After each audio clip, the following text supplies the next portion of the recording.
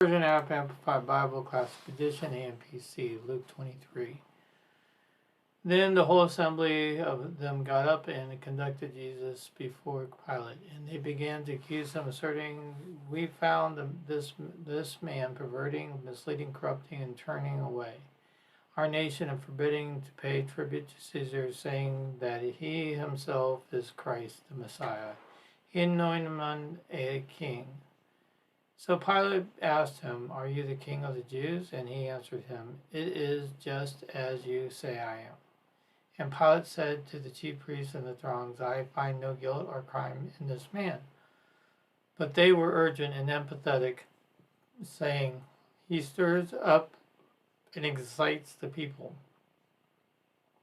teaching throughout all Judea and Galilee where he began, even to this place." Upon hearing this, Pilate asked whether the man was a Galilean. And when he found out certainly that he belongs to Herod's jurisdiction, he sent him up to Herod, a higher authority, and was also in Jerusalem in those days. Now when Herod saw Jesus, he was exceedingly glad, for he had eagerly desired to see him for a long time, because of what he had heard concerning him, and he was hoping to witness some sign, some striking evidence of spectacular performance done by him. So he asked him many questions, and he made no reply. Meanwhile, the chief priests and the scribes stood by continually, vehemently, and violently to accuse him. And Herod, with his soldiers, treated him with contempt, and scoffed and ridiculed. Then dressing him up in bright and gorgeous apparel, he sent him back to Pilate. And then a very day Herod and Pilate became friends in each other, though they had been at enmity before this.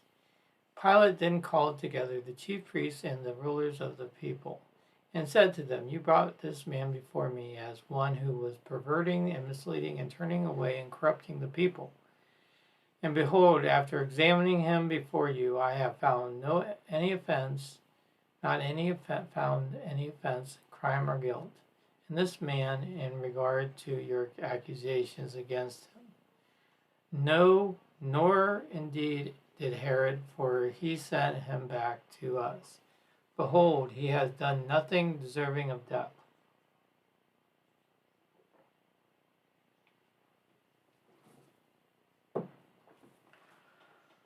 "I will therefore chastise him and deliver him men before and reform taught his lesson and released him.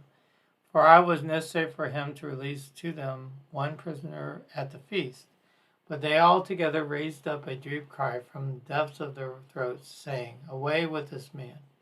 Release to us Barabbas!' He was a man who had been thrown into prison for raising a riot in the city and for murder." Once more Pilate called to him, wishing to release Jesus. But they kept us shouting out, "Crucify him, crucify him."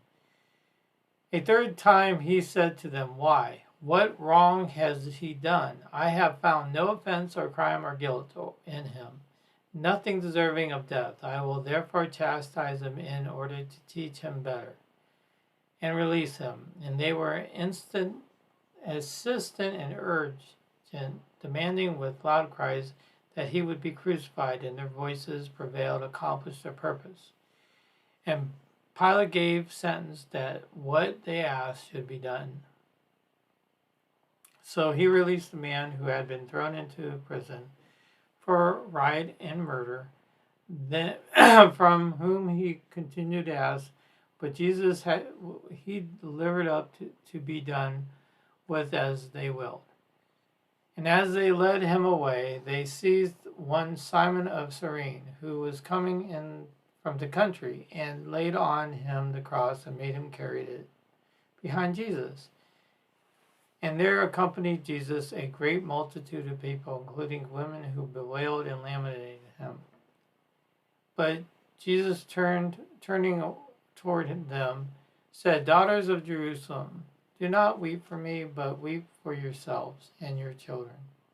For behold, the days are coming during which they will say, Blessed, happy, fortunate, and to be envied are the barren and the wombs that have not born, and the breasts that have never nursed babies. Then they will began to say to the mountains, Fall on us, and the hills, Cover, conceal, hide us. For if they do the things when the timber is green, what will happen when it is dry? 2 others also who were criminals were led away and executed with him. And when they came to the place which is called the Skull, Latin, Hebrew, Calvary, Hebrew, Golgotha, there they crucified him, and along with the criminals, one on the right and the one on the left. And Jesus prayed, Father, forgive them, for they know not what they do. And they divided the garments and distributed them, and casting lots for them.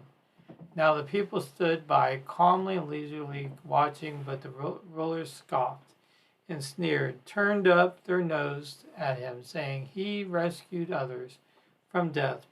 Let him now rescue himself.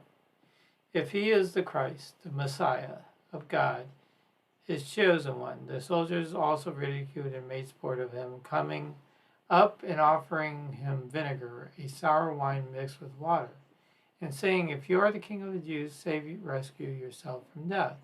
From there also the inscription above him in letters of Greek and Latin and Hebrew, This is the King of the Jews. One of the criminals who was suspended kept up a railing at him, saying, Are you not the Christ, the Messiah? Rescue yourself and us from death. But the other one reproved him, saying, Do you not even fear God, seeing you yourselves are under the same sentence and condemnation and suffering the same penalty? And we indeed suffer it justly, receiving the due reward of your actions. But the man has done nothing out of the way, nothing strange or eccentric or perverse or unreasonable. Then he said to Jesus, Lord, remember me when you come in your kingly glory. And he answered him, Truly I tell you, today you shall be with me in paradise. It was now about the 6th hour, midday, and darkness enveloped the whole land and earth until the 9th hour, about 3 o'clock in the afternoon. While the sun's light faded in darkness, and the curtains of the Holy of Holies, the temple, was torn in two. And Jesus, crying out with a loud voice, said, Father, into your hands I commit my spirit. And with these words he expired. Now the centurion, having seen what had taken place, recognized God and thanked and praised him, and said, Indeed, without question, this man was upright, just, and innocent. And the throngs of the gathered to see his spectacle, when they saw that what had taken place, returned to their homes, beating their breasts. And the acquaintance of Jesus said to the woman who had followed him from Galilee, stood in the distance watching these things. Now notice there was a man named Joseph from the Jewish town of Arimathea. He was murdered of the council, the Sanhedrin, and a good, upright, and advantageous man in righteousness and right standing with God and man, who had not agreed and assented to the people in action of others, and he was expecting and waiting for the kingdom of God. This man went up to Pilate and asked for the body of Jesus. Then he took it down and rolled it up in linen cloth and swathing dead bodies, and laid him in the rock-hewn tomb where no one had ever been laid. It was the day of preparation for the Sabbath, and the Sabbath was dawning, approaching. The women who had come with Jesus from Galilee followed closely and saw the tomb and how his body was laid. When they went back and made ready spices and ointments, perfumes on the Sabbath day, they rested in accordance to the commandment